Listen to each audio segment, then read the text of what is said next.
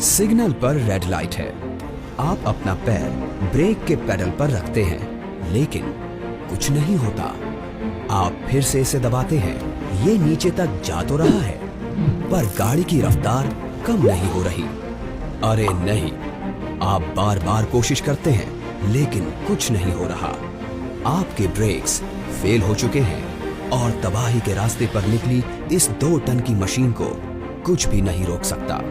अगर आप नहीं जानते कि आगे क्या करना है या जो करना है उसे ठीक से नहीं करते, तो आप मर सकते हैं या दूसरे लोगों की मौत की वजह बन सकते हैं। आइए देखें ब्रेक फेल होने पर कैसे जिंदा बचे। ड्राइवर्स स्पीड की लिमिट्स को पार करते जाते हैं और ये जानना चाहते हैं कि उन स्पीड्स पर चलते हुए गाड़ी क्या कुछ कर सकती है। लेकिन हम हमेशा तेज रफ्तार में चलते नहीं रह सकते। किसी न किसी मोड़ पर हमें रफ्तार कम करनी होगी और आखिरकार रुकना होगा। इस अहम जरूरत के लिए गाड़ी की ब्रेक लगाने की तकनीक बदलती और बेहतर होती जा रही है। जब ड्राइवर ब्रेक के पेडल को दबाता है तो हाइड्रोलिक ब्रेक लाइंस में प्रेशर बनता है।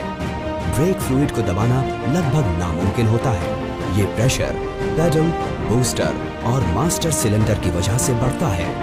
फिर ब्रेक कैलिपर्स ब्रेक पैड्स को डिस्क ब्रेक्स के आगे धकेलते हैं और इससे गाड़ी की रफ्तार कम होती है।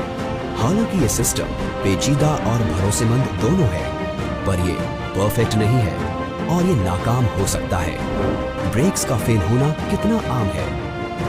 क्या एक ऑटोमेटिक गाड़ी में गियर कम करना सुरक्षित है? क्यों कुछ पहाड़ियां आपके बचने के चांसेस को बढ़ा देती हैं? 2013 में अमेरिका के कैलिफोर्निया में एक बुजुर्ग ड्राइवर की कैडिलैक का ब्रेक फेल हो गया था। उनकी गाड़ी एक बगीचे के ऊपर से हवा में उड़ती हुई छत पर लैंड हुई थी। खुशकिस्मती से किसी को चोट नहीं आई। तो अगर आप गाड़ी चला रहे हैं और ब्रेक फेल हो जाता है, तो आप जिंदा बचने के लिए क्या कर सकते हैं? स्टेप 1, सबको अलर्ट करें। जैसे ही आपको इस बात का अंदाजा हो कि ब्रेक्स फेल हो चुके हैं, अपने आसपास गाड़ी चलाने वालों और पैदल चलने वालों को चेतावनी दें।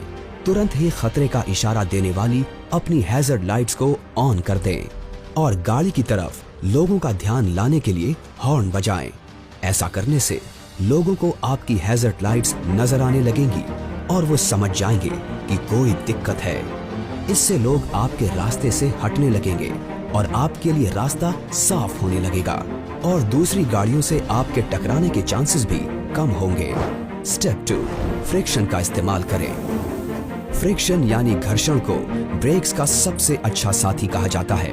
ब्रेक डिस्क के फ्रिक्शन से गाड़ी की रफ्तार कम होती है और अगर ब्रेक्स काम नहीं भी कर रहे हो, तब भी फ्रिक्शन आपकी मदद कर सकता है।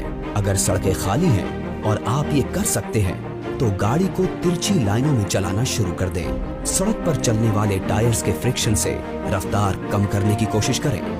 अगर ये काफी ना हो, तो सड़क के किनारे पर मौजूद छोटे पौधों या झाड़ियों पर गाड़ी चलाएं। इस केस में आपकी जिंदगी आपकी गाड़ी से ज्यादा कीमती है। तो एक और चीज जो आप कर सकते हैं वो ये कि रेलिंग से सटाकर गाड़ी चलाएं। इससे भी आपकी रफ्तार कम होगी। स्टेप 3, हैंड ब्रेक का इस्तेमाल करें। गाड़ियों में 2 ब्रेकिंग सिस्टम होते हैं।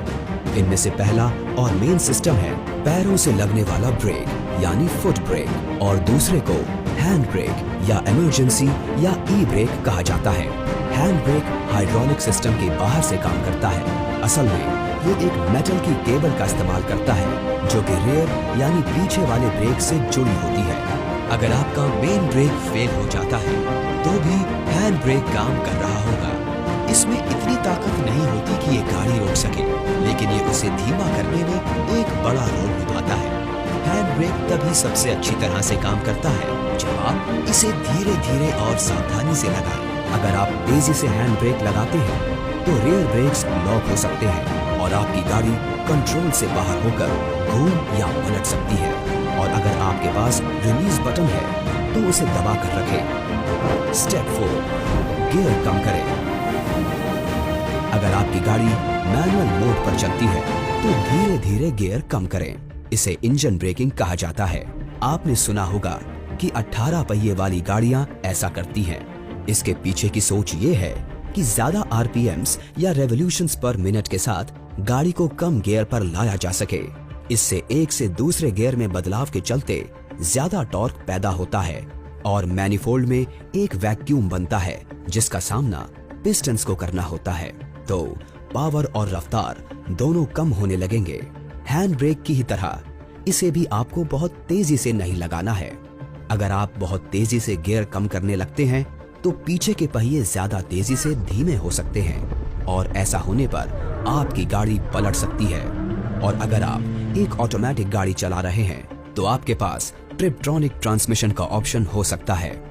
इससे आप ऑटोमेटिक सिस्टम को हटाकर वो गियर चुन सकते हैं जिसकी आपको जरूरत है।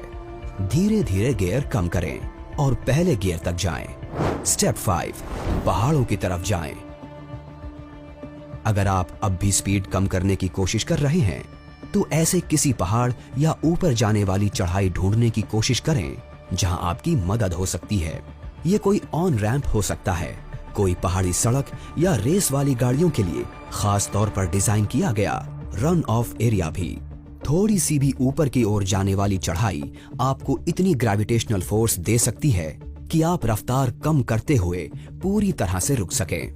2015 की ट्रैफिक सेफ्टी रिपोर्ट के मुताबिक 2005 और 2007 के बीच 0.45% गाड़ियों की दुर्घटनाएं ब्रेक फेल होने की वजह से हुई थी। हालांकि ये आंकड़ा छोटा है, पर ब्रेक फेल की घटनाएं होती हैं, तो ध्यान दें कि आपके ब्रेक्स की नियमित तौर पर जांच और रखरखाव होता रहे। सही देखरेख और इन 5 स्टेप्स के इस्तेमाल से एक दिन आपकी जान बच सकती है। मुबारक हो, आपने अपनी बिना ब्रेक्स की गाड़ी को सफल रूप से रोक लिया है। लेकिन क्या हो अगर आपको पता चले कि आपकी गाड़ी किसी पहाड़ पर लटकी हुई है? इससे जिंदा बचने के तरीकों को जानने के लिए देखते रहें कैसे जिंदा बचें।